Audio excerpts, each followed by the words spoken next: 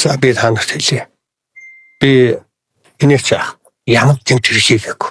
Тийм учраас би одоо энэ ерөнхийлөгчийг шүүмжилж би ярьсан.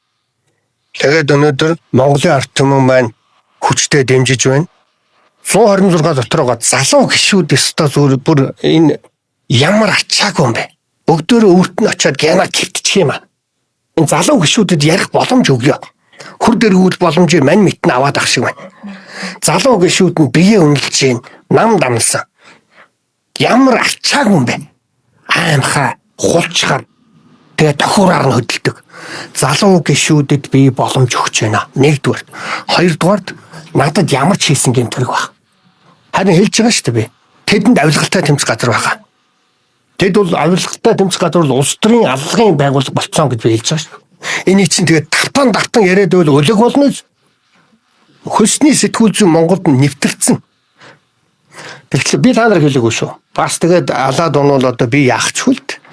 Тэгэхдээ Монгол оронд өнөөдөр үннийг хэлээд залуу гишүүдийн нэг урам зориг бадраана гэж мань мэт бодож байгаа шүү. Тэгэхэд зурж очиод ингээд бие үнэлээд хэвтээд байвал мань мэт гутралгүй яах вэ? Хин дээр залуучуудад би боломж олгож. Хоёрдугаар.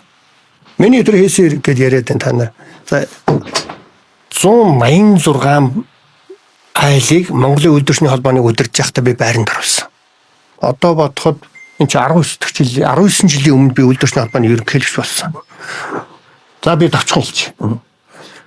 Ганбаатар ахын хизээч авилгал авахар ажил хийж байгаагүй. Улсын хурлын гишүүн талбай дээр олон удаа үлсгэлэн зарлаж олон удаа тэмцлээ.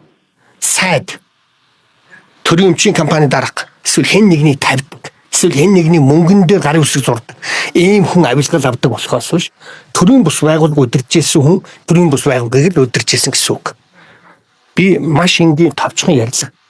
Тань дараа хэлж тийш очих уу? Тэгээд энэ нөгөө яг зарам хэлж ийм тариулсан. Төлөвлөгч сонгуульд нэг тэгших хിവэр байгаа юу?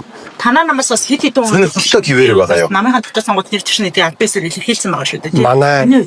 Манай сонгуул тэр утсан намынхаа тэр шат чатныхаа байгууллагаараа дэмжиг. Шат чатны байгууллагаараа тэр асуудлыг ярилцаг.